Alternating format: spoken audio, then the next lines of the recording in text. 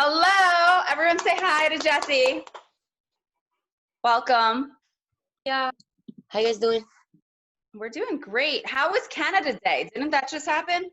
Yeah, that was cool. I mean, I hope the politicians honor the treaties and give back the indigenous their damn land, but it was great. But, you know. Good. And then you did something special on Juneteenth, right? I did, man. I released Intruders. Thank you. Oh, damn, it's cutting out. You know we what? can see you fine. Oh, good? Oh, yeah. Yeah. My video, Intruders, that's, I guess, a poetic depiction of colonization. Yeah, absolutely. So everybody in here is a listener of Go 96.3 in Minneapolis or St. Paul, the Twin Cities in general. And they each have questions for you. So you ready for this? Yes, let's do it. Okay, awesome. We're going to start with Morgan. Morgan, you ready? Okay. Hi, Jessie. What's up? My question is, what is the coolest or your favorite small venue that you've played at in any city? Ooh.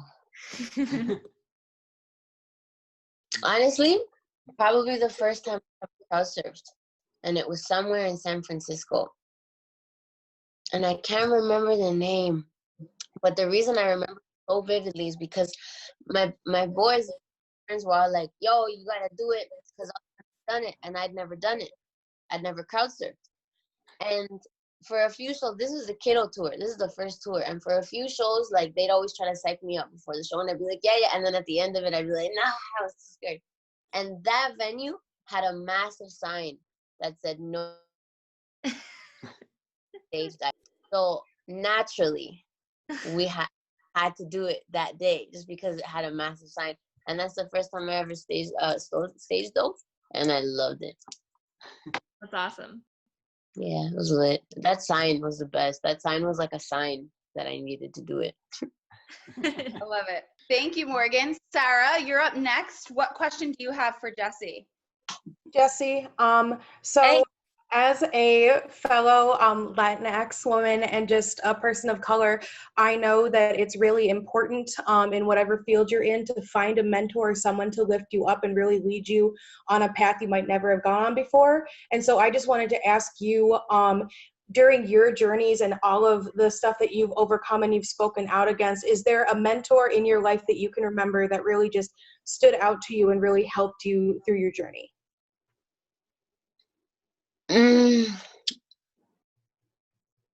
Honestly, I've been fortunate that there's like a few, but there's people in my life, some that stayed and some that were just pivotal people. Like Doc McKinney, who's one of the Weeknd's producers.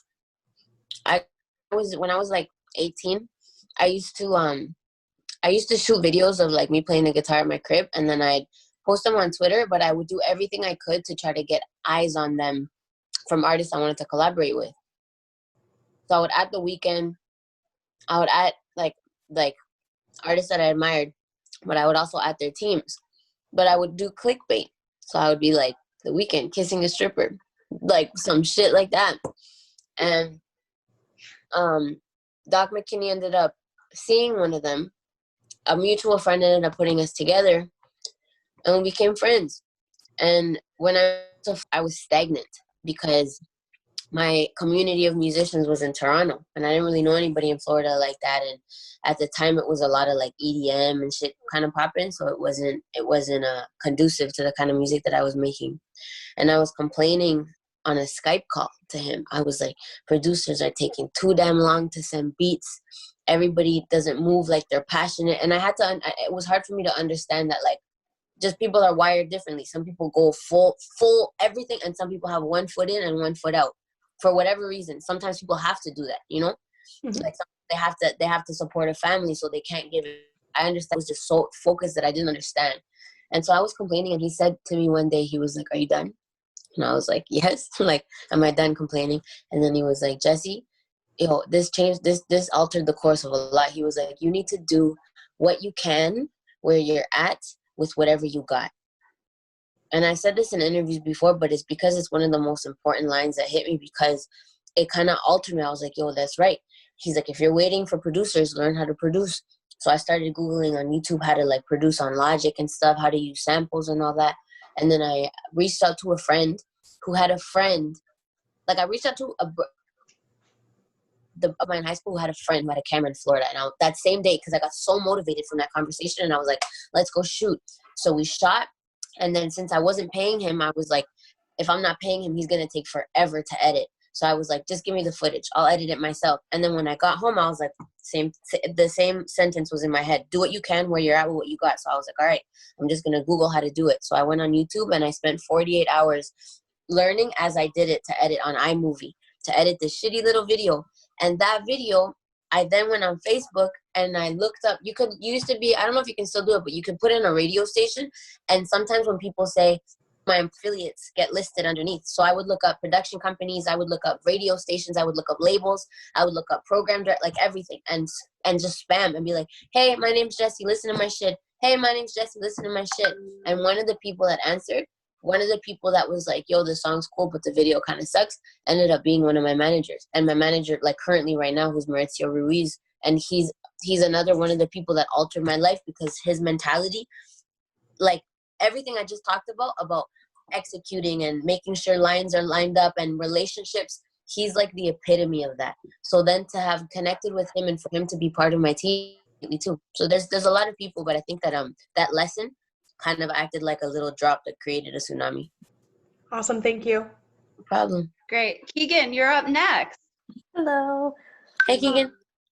I am curious, like you've done quite a few collabs, but is there anybody that's like a dream collaboration that you either haven't like interacted with yet, or something's maybe in the works? Oh man, I wish it was maybe in the works with Kid Cudi. I'm a fan of. Oh, that would be awesome. Yeah, it's been a long time. And I've been talking about it for a few years, and I've been chasing it. So I'm determined to at least like vibe and get it done, you know? Yeah. To meet him would be an honor, to be able to tell him like face to face, like everything his music did for me and how he helped me not feel alone. Because there's just a lot of his music that catered to my experience growing up, to feeling like outsider, feeling like a loner, and feeling misunderstood. And I just appreciated how he always kind of led with vulnerability, but he was swaggy about it. Like it was almost like he stood in his power with his truth, even if the cool mental health, even if it wasn't the cool thing to do yourself as not the life of the party, but like the loner. I always thought that was super dope. So God willing, Kid Cudi. Awesome. Yasmin, you're up next. Hi, Jessie. I'm wearing your face. Oh, I seen you sing, girl. You posted some covers. Oh, Covers. I remember you. It's so lit. It's just something dope. So, thank you. Thank you for remembering me. How did you find your very first producer, and what was that conversation like when they produced your first song? Or sorry, like when, yeah. The very first one. Yeah, the very first one.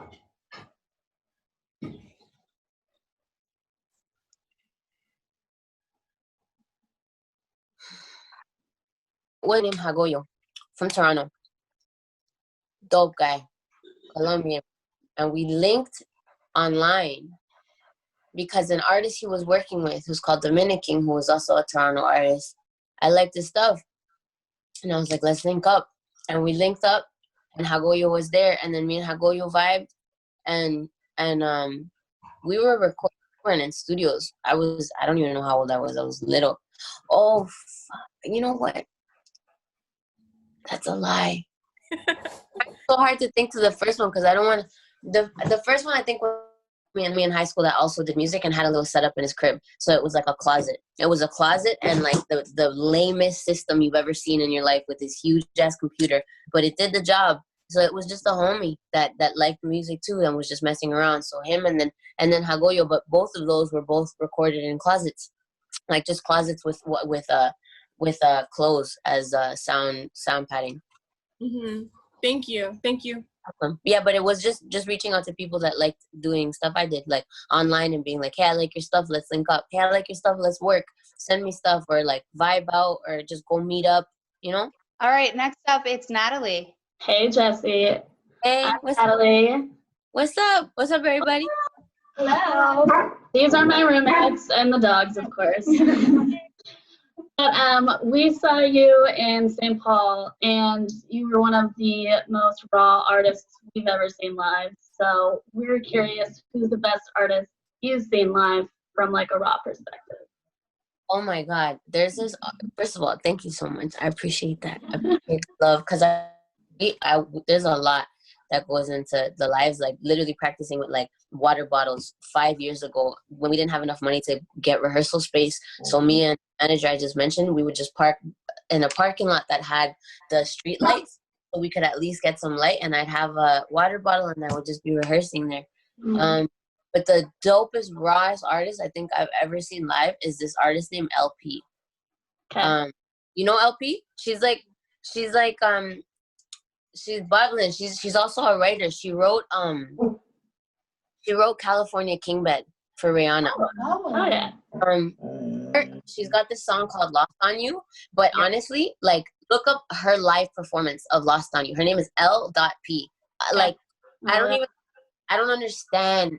She's one of those singers that she sings and I'm like, I don't understand how you make that noise and like notes that she long, like she's just raw and she's herself and she's honest and she's dope. You guys are gonna love her. Everybody go look up LP after. She's We for sure will. I mean, seriously, you were that for us. We still talk about it all the time. So we loved it.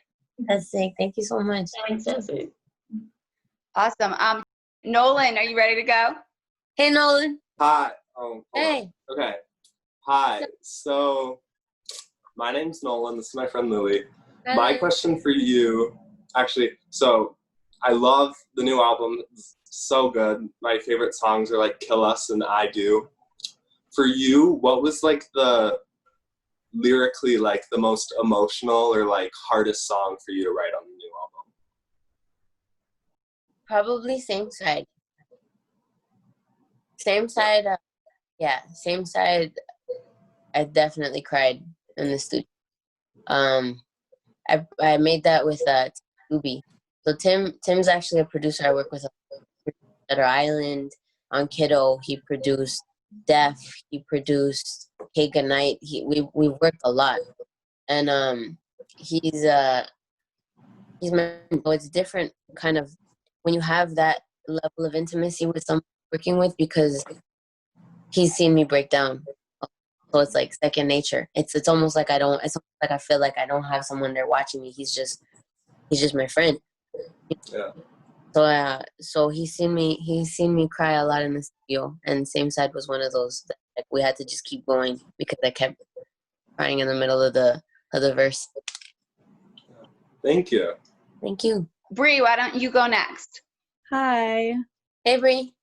My question is with your career being in music, what is your favorite and least favorite part about it? Sorry, my favorite and least favorite part of my career in music? Mm-hmm. I think my favorite part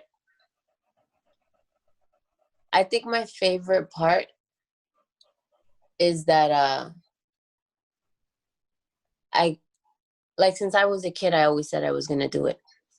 Like if it's crazy, if I show you my yearbook from when I was in grade 8, I was 13, 14 years old, and it says like I wanna blow, I wanna make music, this is what I'm gonna do, and there's just lots of that throughout my life of me saying that. So and also I wasn't really I was a shitty kid. I was like a shitty teenager. I wasn't nice to my mom. I was an asshole. I was self-absorbed. I changed a lot. If you met me when I was a teenager, I don't think like I was just a different person. And now that I'm able to kind of like support my parents and be like, I don't want you guys to clean houses anymore. I don't want you guys, and apologize to them and be like, thank you guys, because they supported me. They weren't out here telling me like you can't sing. They weren't out here telling me. They were worried, but they didn't shoot me down. And when I got around and a lot of people weren't there, but they were still there for me. Like I just owe them a lot. So to be able to follow through with the shit I said I was gonna do when I was a kid, and then pay them or try to pay them back, I think is one of my is one of the happiest is the thing that I'm probably the happiest about is that I'm able to like share this with them. And they worked hard their whole life. Like that the immigrant parent like structure, that immigrant parent experience is a difficult one, man, because they sacrifice a lot for you and they don't speak the language, and they work twice as hard as somebody who was born in the country, and they have to deal with racism and discrimination and who just wants to assimilate, who doesn't know whether or not to connect to their culture. Like they went through a lot, and I'm happy I could pay them back. And the thing that I dislike the most, I think, is just like missing my brother's kids.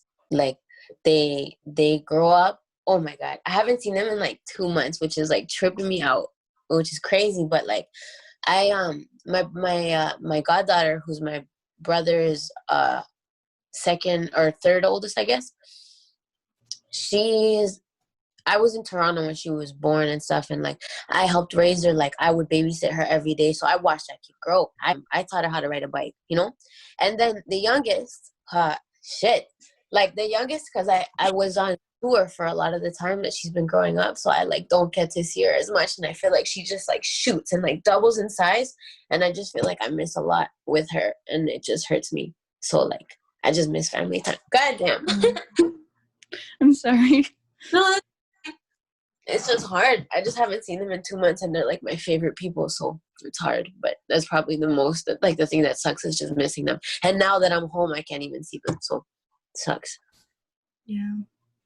Thank you. Jason, you're up next. Hi, Jessie. How you doing? Hey, Jason, I'm good, man. I hope you're parked, man. I am parked. I am parked. Thank you for that. Now, I'm a newer fan since Christy started playing you on Go 96, and I've become a huge fan. Honestly, huge. I got a Spotify channel. I play you all the time, playing you on Alexa, and I have friends that come over going, "Who is this?" And they're like, "I'm like, it's Jessie Reyez. You got to check her out." And they're like, "I can't nail down her voice." Now, I always explain your voice between like a 1920s flapper and like almost like a modern day BB Rexa. Now that's a compliment because I love BB to death. So I'm like, but it's fresh and it's new. And where did you get your voice? Did it come naturally? Does it come out? Who inspired you? It's just such a unique voice. I absolutely love it. Where does it come? Does it come from down deep, or is it something you developed? Thank you. I think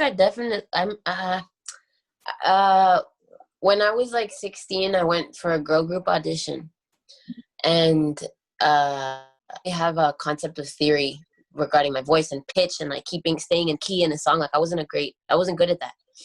But I remember I like bombed the audition because I was so nervous, and I walked out, and one of the judges came after me. His name's Tysa Furry. He ended up being a vocal coach for me, but he was like, "Hey, you have potential. You have a beautiful tone. Your skill isn't there, but you have a beautiful tone. Love to work with you." And we did like 2 to 3 classes, but in those 3 classes, that guy altered the way that I would use my voice and how cognizant I would be of making sure that I stayed in key, because I used to just not. Like I was tone deaf.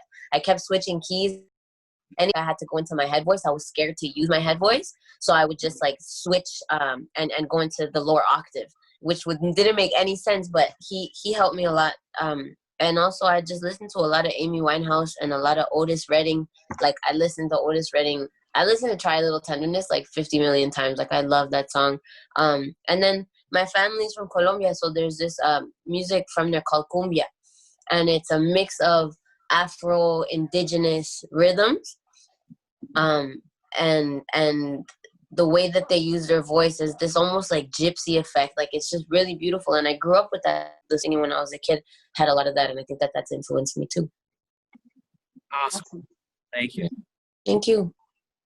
Sean, are you ready now? It looks like you might be. Are you? Okay. What? He's unmuting you. Hold on. There you go.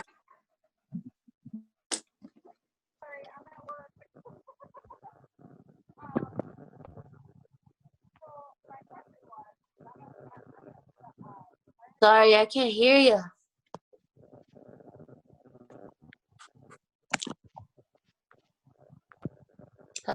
If you can't get your volume working, Shauna, do you want to type it? Yeah, type your message, please. We'll do that.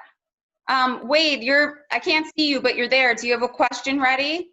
We can unmute you real quick. Sure. Okay, go ahead. Mine is very simple, unrelated to music. Pancakes or waffles? Waffles. Why waffles? Because, man, pancakes don't have the little pockets, but waffles do. So, like, both of them are spongy, and so they're both going to absorb it. But waffles has the extra capability. But what if you adding throw these little French pools toast of in the mix? Nah. If French toast Still doesn't have- waffles? still waffles. French toast Okay. doesn't have pockets Fair. for me. Yep, only waffles do. Fair enough. Yeah, man. Okay. Shauna, we're still waiting to see if you can write your message in there. Did he get it to you? Did she get it to you, rather? No, she hasn't wrote her message in there yet. Her friend's trying to help her with her mic. Zeke, I know you had one question. Why don't you go ahead while she's figuring When that out? quarantine is all over, said and done, what do you want to do? I want to see my brother's kids, man. I want to take them to the lake. I want to party with them. I want to, I miss them. And then what's one goal that you haven't accomplished yet that you want to accomplish? I want to win a Grammy. I want to put a Grammy myself. I want to give it to mom. Be like, here, boom. There's a lot. Like, I want to get a farm still. I want to help an orphanage or fund an orphanage. I want to do a sold out world tour. I want to do a Billboard level #1 album. I want to, there's a lot. The list. Shauna, are you ready now? Shauna's mic still hasn't came. Shauna. Poor Shauna. Damn. I worked with Jessie Reyez at the record label. Ayala, do you want to ask a question while Shauna works on it? Oh, damn. What's up, Ayala? I wasn't prepared. I asked Jessie to do all sorts of things. No, I mean, I really just want to say really to you, Christy, and to Go Radio. Jessie is an artist that's been on Island, I've known now for a few years. And, Christy and I started talking about Jessie, and she was a huge, huge fan. And I just said to her, can you play this record on alternative radio? And Christy, I just want to thank you for, not following the norm and the charts and just going with gut and going with wanting to give your listeners, good music. And I think, Jason, you basically summed it up. Christy played music for you guys, her listeners, to get to know new artists and not just the same shit all the time. No offense to everything else that's being played, but I still believe radio, has the ability to break artists. And Christy, I don't know if you told Jessie, but there's another station that came on board because of Christy's airplay that we found yesterday, another alternative station. And that to me, yeah, Christy, tell her. It's Laszlo at the Buzz, so in Kansas City. So they're going to be adding the record as well. It's going to be awesome. So we're building some momentum. Thank you, Christy. Thank you so much. You are welcome. So it's because of people like Christy, you guys get to, learn about, new artists, and that's the reason, why I do this job. So, and I feel like every station in the Go family does that. So we appreciate. Thank you, Ayala. Yeah. We have 4.5 minutes left. I'm really hoping we can get Shauna's question. We do have Shauna's questions actually in the comments right now. I'll read it. I'm an experienced astrologer, and I was wondering, do you know your birth date, exact time of birth, as close as possible, and location, so she can, I guess, get something out? I don't know the birth, the time, but I don't know if this is this is what I know. I know that I'm sorry, your sun sign is your actual sign, right? You're Gemini, and your rising is like the personality. Correct me if I'm wrong, Shauna, but it's like the personality that people perceive, right? It's like your public perception. But I'm a Capricorn, which I found so interesting because it made a lot of sense as to like why I work the way I work and like how I work and shit. So I'm a rising Capricorn, and also I don't know if it's related or unrelated, but I just found out I'm a life path 11, because I've gotten into that stuff. So I think it's cool. So I'm a rising Capricorn, and I'm a life path 11. Awesome. Have you written any new songs in quarantine since we last spoke? Pardon me? Have you written any other songs in quarantine since we last spoke? I did. I can't spoil it, but I guess I could give you guys a hint. I'm doing a Spanish translation to one of the songs. Oh, awesome. So I did that, and then I you know what? I guess I wrote. It was 2 Spanish songs. I wrote another Spanish song on the guitar, and then I did a translation to the other one, and a lot of the work that I've been doing, to be honest, the energy's kind of fucked. Like the world's energies, I feel like my creative flow, I guess, too, because it's not coming out as often. But I've kind of taken advantage of the world moving in slow-mo and have worked on like the infrastructure of my team and how we communicate and like using new apps to make sure, like all the business side, I guess, which usually I don't like of the music industry. Like I'm a fan more of the creative, but because my creative is kind of slow right now, I took the opportunity to kind of dive the other way. So focusing on how to like better give better fortitude to the team, work better, strategize better for the year that's coming, music, when to put it out, how to put it out, what video should come next, because we got a lot of videos lined up, but we decided to slow down on them. So kind of just working on that more than anything. Awesome. Do you want to give everybody your phone number so they can get the awesome, inspiring text messages from you? Yes, it is. Hold on, let me pull it up to make sure I'm not giving you the wrong one. It's 416-639-1868. I'm going to write it down in here too. Hold on. Yeah, put it in the message. It's great though. So every once in a while, Jessie like pops on and says, "I hope you're having a great day. And if that guy doesn't like you, F him, just dump him." Like it's just great stuff. It's awesome. It's one of my favorite things. Damn, where the got it. 416-639-1868. Lit. Awesome. Well, thank you so much, everybody. Give it up for Jessie. Thank God. It's a pleasure, man. It's nice seeing you guys again.